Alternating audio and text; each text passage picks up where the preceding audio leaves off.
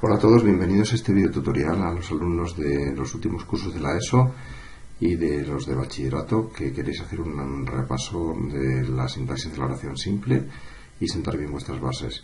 Hoy vamos a hablar del complemento agente, el complemento directo, el complemento indirecto y el complemento de régimen preposicional o complemento regido según la nueva gramática básica de la lengua española. Vamos a partir de algunos ejemplos, después hablaremos de la noción de complemento agente, de los fenómenos del laísmo y el leísmo, del complemento directo, el indirecto y por último del complemento regido por preposición o de régimen preposicional. Empecemos con algunos ejemplos. Si no supiéramos nada de sintaxis y os pidiera que compararais estas oraciones, lo primero que sería objeto de la comparación sería la identificación de los núcleos verbales, como explicamos en el primer tutorial sobre sujeto y predicado. Así pues, María despertó a los niños, el núcleo del predicado sería despertó.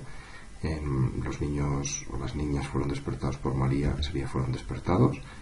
En María los despertó o las despertó, sería despertó. Y en María tuvo que despertarlos, sería tuvo que despertar. Para haber identificado correctamente estos núcleos verbales, tenéis que distinguir un verbo en forma activa y en forma pasiva y también conocer las perífrasis verbales. El primer verbo está en forma activa. Este verbo nos está diciendo que María realiza una acción. María está activa cuando ella es la que va a despertar a los niños o las niñas. Sin embargo, en el siguiente caso, el verbo fueron despertados expresa una acción que sufrieron a cargo de María o por parte de María esos niños o esas niñas que fueron despertados por ella.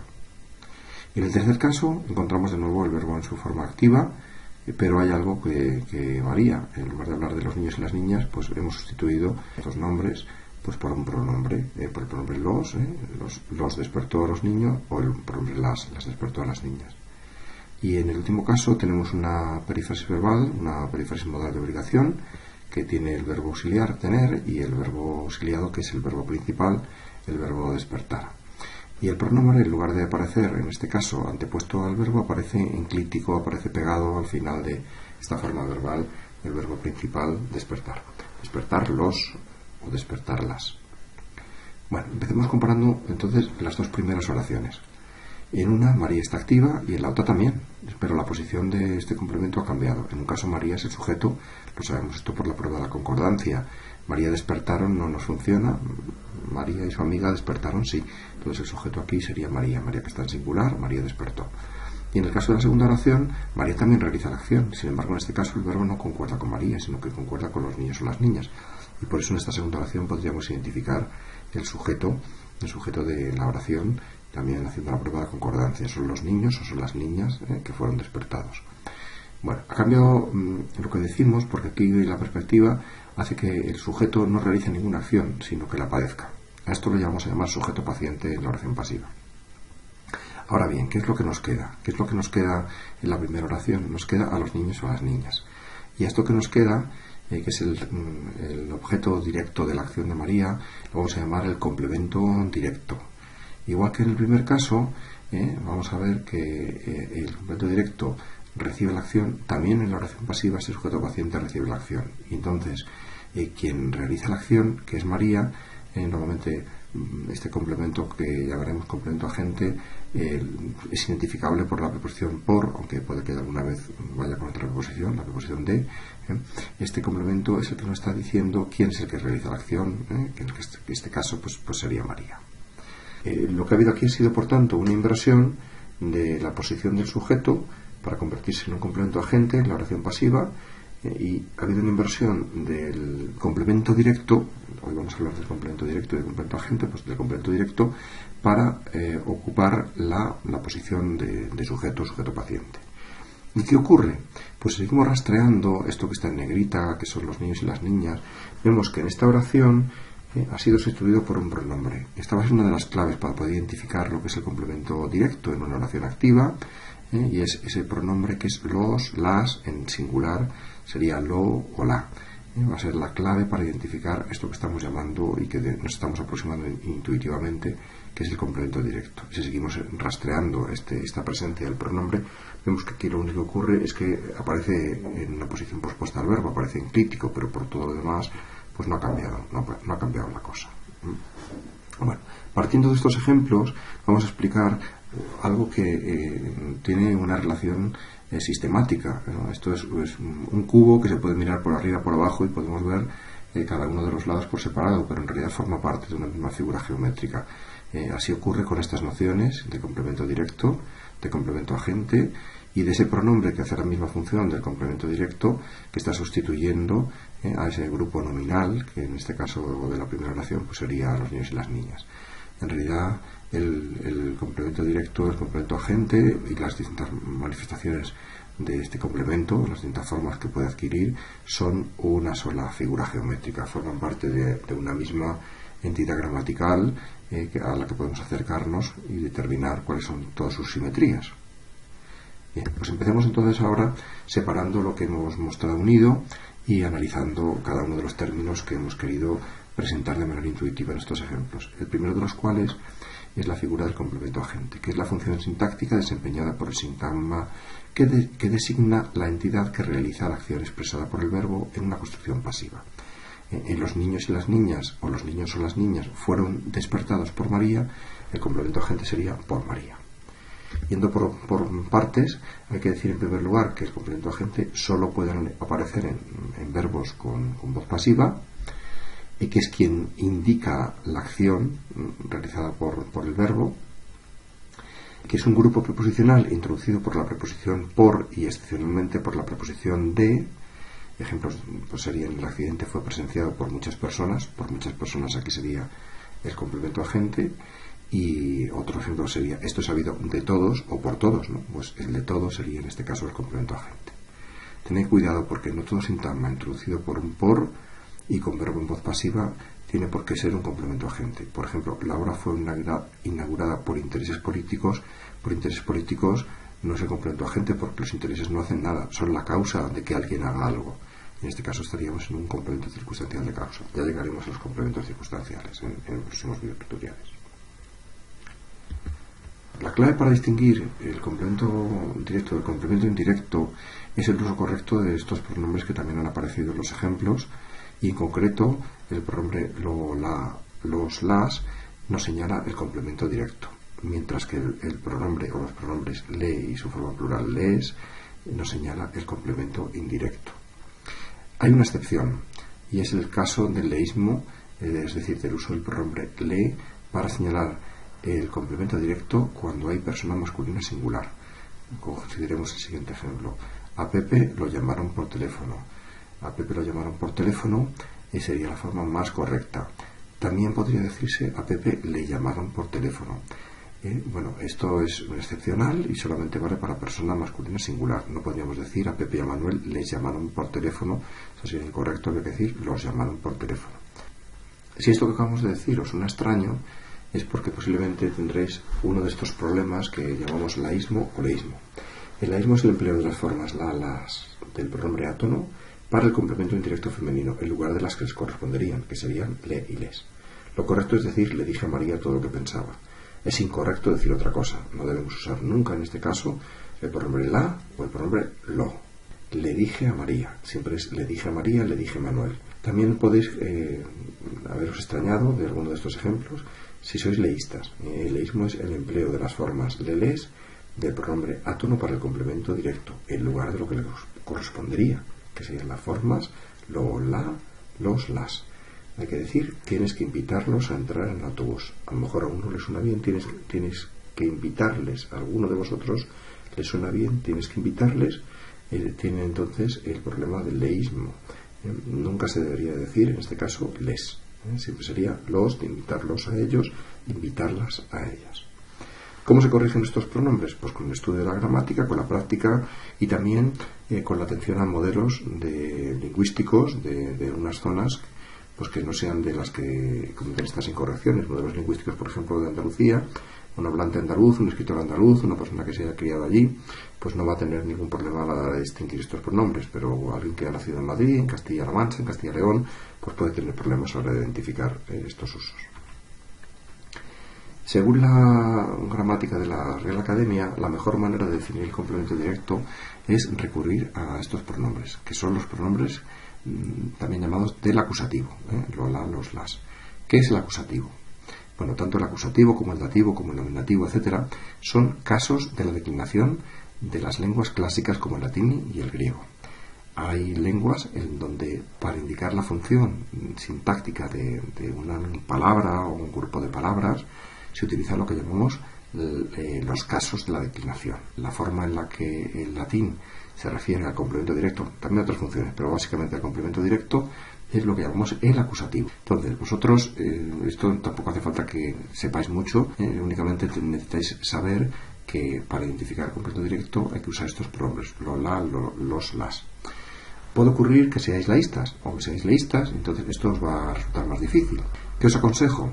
Pues os aconsejo, lo primero que he dicho, mirar a ciertos modelos de hablantes que hacen esto correctamente, estudiar la gramática, y luego una cosa que podéis hacer es la modificación del género y número de los pronombres a la hora de tratar de identificar los complementos directos, así como también el uso de la pasiva cuando el contexto lo permita. Vamos a poner ejemplos de esto. Dice la definición exactamente que el complemento directo es la función sintáctica argumental. Argumental quiere decir que el verbo requiere el complemento directo para tener sentido. Un verbo transitivo nos está exigiendo el uso de un complemento directo. Pongamos ejemplos. Encontramos una oración como tomó su mano, pues identificamos el núcleo del predicado que es tomó y el sujeto omitido, que es él o ella, que están ausentes. ¿Y qué es su mano? Pues su mano sería el objeto directo de la acción. El complemento directo, ¿cómo lo identificamos? Lo primero es sustituir por el pronombre. Esta es la prueba definitiva. La tomó. La tomó. También otra manera de hacerlo, que no siempre funciona, pero que puede ser bastante interesante, es lo que hemos hecho al principio, es la conversión a la pasiva. Y entonces aquí diríamos, su mano fue tomada por ella. Si veis aquí en esta oración, su mano fue tomada por él o por ella, su mano no realiza ningún tipo de acción, sino que la padece. Pues sería el complemento directo. Aparece en negrita, pues en este caso, el sujeto paciente, que tiene la función de complemento directo, lo subrayado, en las oraciones en su forma activa. En defiende lo justo sería el complemento directo, recibe la acción del verbo, lo defiende, lo sería el pronombre que sustituye a lo justo, y en la oración en pasiva, lo justo sería el sujeto paciente, lo justo fue defendido por ellos. Seguimos adelante con construcciones parecidas. Gasté todo lo que tenía es una oración que tiene por complemento directo una proposición subordinada adjetiva sustantivada. Aunque estemos en tutoriales sobre la oración simple, pues pongo algún ejemplo para que la cosa pues se vea que puede complicarse un poquito más. Lo gasté sería el pronombre que sustituye a toda esa proposición subordinada, y todo lo que tenía sería el sujeto paciente en la oración en su forma pasiva. Llamé a Manuel, pues lo llamé. También le llamé, porque en este caso es persona masculino singular, el leísmo está permitido. Lo más correcto sería lo llamé, pero también es correcto, está admitido, le llamé. Por último, Manuel fue llamado por mí. Manuel es sujeto paciente en la oración pasiva, sería el complemento directo de la oración activa. Desea entrar el último, pues lo desea, y eso es deseado por él. Aquí es una oración subordinada sustantiva la que está en juego. Quiere que vengas, de nuevo otra sustantiva, está introducida por una conjunción. Lo quiere, y eso es querido por él. Y aquí la prueba de por qué no siempre funciona la conversión a la pasiva. Por ejemplo, en el verbo tener. Yo puedo decir tengo hambre, complemento directo hambre, lo compruebo diciendo la tengo, sustituyendo por el pronombre acusativo, el pronombre la. Y, sin embargo, resulta antinatural decir algo así como hambre es tenida por mí. Pues aquí la conversión a la pasiva se me resiste, y por tanto pues no me permite comprobar con todas las de la ley que esto sería el complemento directo, pero como sí me lo permite el pronombre acusativo, pues ya tengo toda mi confirmación, toda la que necesito.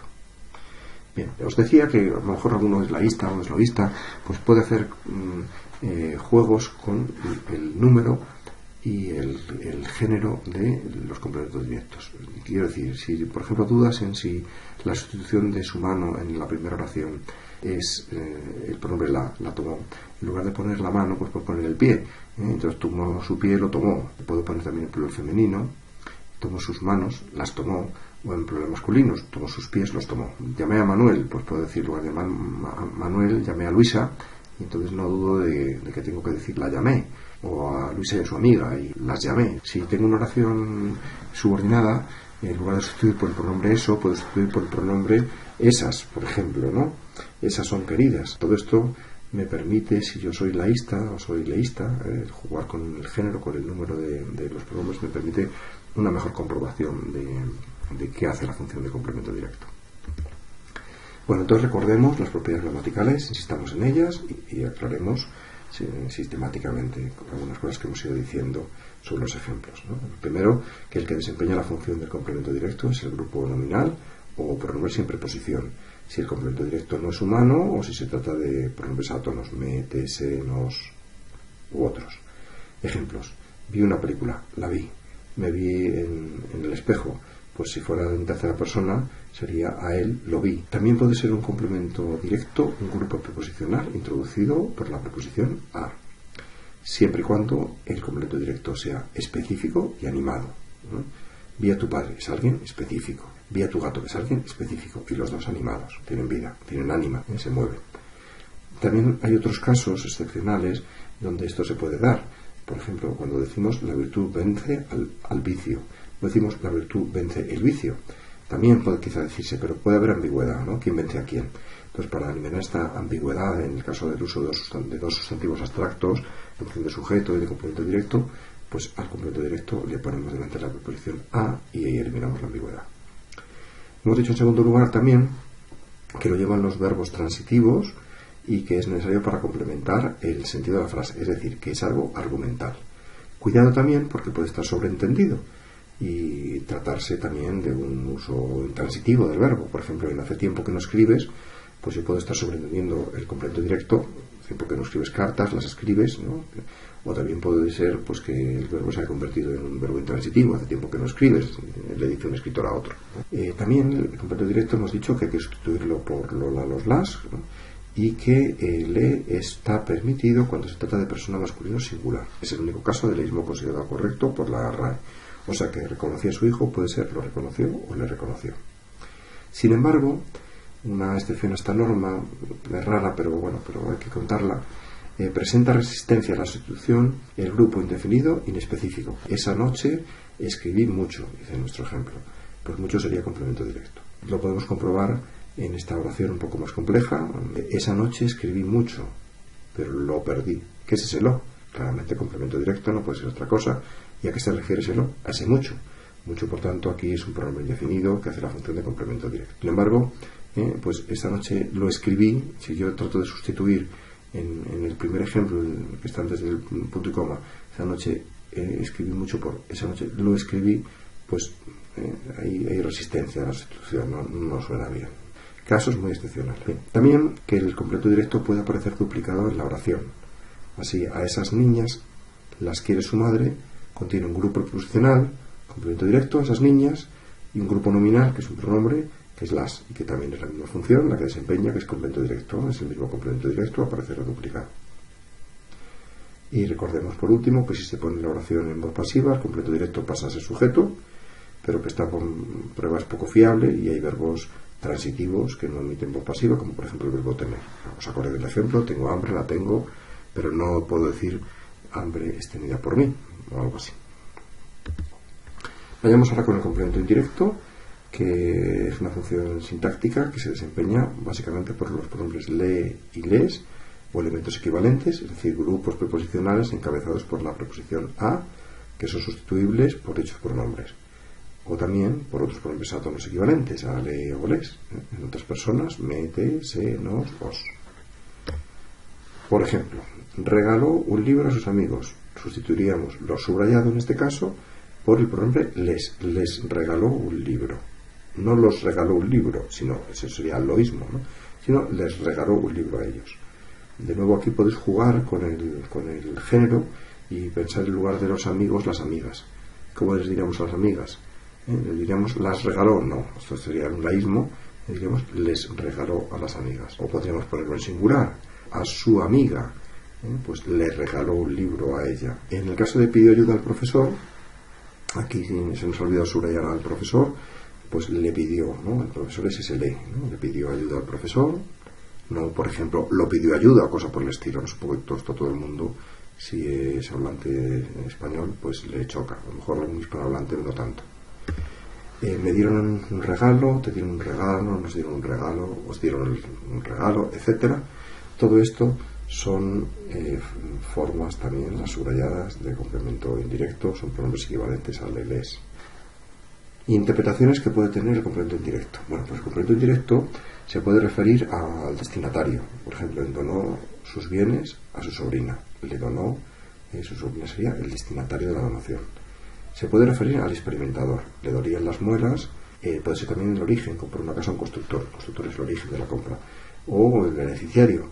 Podrías coserme el botón. Hay más, pero estas interpretaciones son las fundamentales.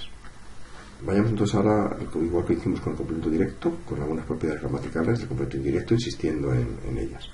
Lo primero, que es sustituible por le y por les, pero también por se. Si el complemento directo es lola, los, las, si es que aparece de esta manera con estos pronombres. Expliquemos aquí la variante de le de nuevo. Enviaron un mensaje a mi tía, es traducido al pronombre, le enviaron un mensaje. Pero si yo en lugar de decir un mensaje uso el pronombre lo, ese le automáticamente se convierte en un se lo enviaron. ¿Vale? Si quito el pronombre lo de nuevo y vuelvo de la última parte del ejemplo a la mitad, a la oración del medio, le diría de nuevo, le enviaron un mensaje. Ese se automáticamente se convierte en un le, porque aquí la variación obedece a razones únicamente fonéticas, de gusto para el oído castellano. Puede aparecer duplicado también en la oración, igual que ocurría con el complemento directo. A esas niñas les, pues a esas niñas es el grupo preposicional que hace la función de complemento indirecto, y el les es el pronombre grupo nominal que hace la función, la misma, es lo mismo el complemento indirecto. En tercer lugar, el complemento indirecto nunca va precedido de la preposición para, nunca. Sería complemento circunstancial de finalidad u otras cosas, ¿no? Seguramente esto. En el caso del complemento indirecto solo usamos la preposición a. Por último, el dativo ético de interés hace siempre la función de complemento indirecto. Pues habrá un video tutorial dedicado a los valores de los pronombres átonos, pero aquí brevemente recordamos que no me lo voy a estudiar. El me puede ser completamente prescindible, no lo voy a estudiar todo, podría ser perfectamente una versión de esta oración. Ese me, para indicar únicamente énfasis o interés en responsabilidad del que estudia, podemos decir. Igual que a mi niño no me lo molestes, aquí tenemos también, somos perfectamente capaces de prescindir de este pronombre, a mi niño no lo molestes, sin que altere el significado de la oración, más que porque le resta interés a mi deseo de que ese niño no sea molestado, ¿no? A lo mejor es su hermana, su madre, no sé, o su hermano, y quiero que no le hagas nada a mi niño, ¿no? A mi niño. Entonces ese me, lo único que añade es énfasis o interés. La función de este me, en los dos casos, sería la de complemento indirecto. Independientemente de que uno concuerde con el sujeto, yo me lo voy a estudiar, primera persona los dos, o no concuerde con el tú, segunda persona, no me, primera persona, el pronombre, me molestes. Tú y me no concuerdan en persona, no concuerdan con el sujeto, pero igualmente la función es de complemento indirecto. Es más curioso todavía este caso, el de doble complemento indirecto, en donde decimos algo así como, no me le pongan ustedes la mano encima a mi niño, ¿no? Ese le es el complemento indirecto, le pongan ustedes la mano, sería el complemento directo, no se la pongan, y a ese otro me es el dativo ético de interés, que en este caso expresión mi interés, mi cariño, mi responsabilidad, la que yo siento por el cuidado de esa persona que está siendo quizá maltratada, ¿no? Yo trato de que no lo sea. Pues ese me también haría una función aquí de complemento indirecto. Bueno, haría como un doble complemento indirecto. El primero, dativo ético. Veremos esto más en profundidad cuando analicemos los valores del se, o cuando veáis este video tutorial, los que estéis viendo otros. Por último, el complemento de régimen preposicional. Antes de decir nada, por hacer una aproximación muy intuitiva. Como todos sois estudiosos del inglés y sabéis muy bien lo que son los phrasal verbs, porque habéis tenido que estudiarlo 200 veces, no es lo mismo decir put que decir put off, por ejemplo, que es posponer, o decir put up with, que significa tolerar, ¿verdad? Las preposiciones cambian el significado de los verbos, y algunos verbos, si queremos que signifiquen ciertas cosas, exigen ser acompañados de grupos preposicionales. Pues en castellano, la definición que leemos, sino que nos da la Academia, de complemento de régimen preposicional es la función sintáctica desempeñada por un grupo preposicional exigido semánticamente, es decir, por el significado, por un verbo u otras cosas, como un adjetivo o un sustantivo. Esto a lo mejor os complica un poco lo del adjetivo o el sustantivo.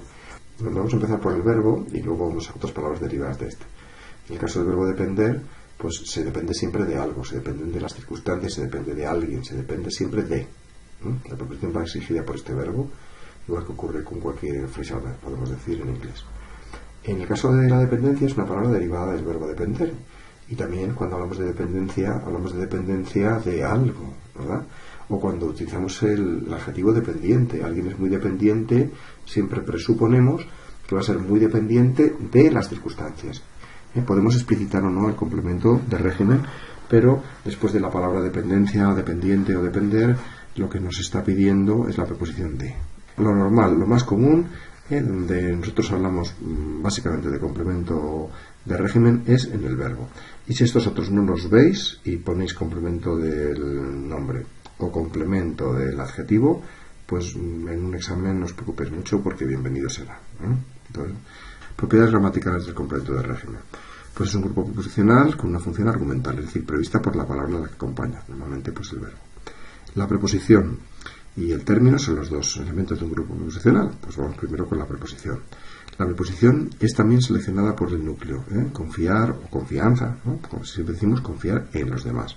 Tener confianza en alguien, ¿verdad? Pues confiar, confianza. Nos están pidiendo ese grupo preposicional que empiece por en. Las preposiciones más frecuentes son a, con, contra, de, en y por. Hay otras, no son las únicas, pero son las más frecuentes. Primero preposición, luego término. El término puede ser un grupo nominal, depende de la ministra, por ejemplo, o un pronombre, depende de nosotras, o una oración subordinada sustantiva, depende de que la ministra lo apruebe. Verbos con complemento de régimen, pues hay muchos, ¿no? Nos centramos sobre todo en el verbo, y hay muchos que son pronominales. Si veis un verbo pronominal y veis una preposición detrás, y os suena que esto va junto, apostadle a que es un complemento de régimen, porque son muy comunes. Abalanzarse sobre, exponerse, a ocuparse de, etc. También hay muchos que no son pronominales, arremeter contra, versar sobre, desistir de, etc. Y hay algunos también que además de tener complemento de régimen, tienen complemento directo, no son incompatibles, pueden estar presentes también juntos en la misma oración. Confundir algo o alguien con, decir algo de alguien, defender lo que sea, ¿no? Complemento directo, algo de alguien, lo que sea, ¿no? Defender a alguien de algo, bueno.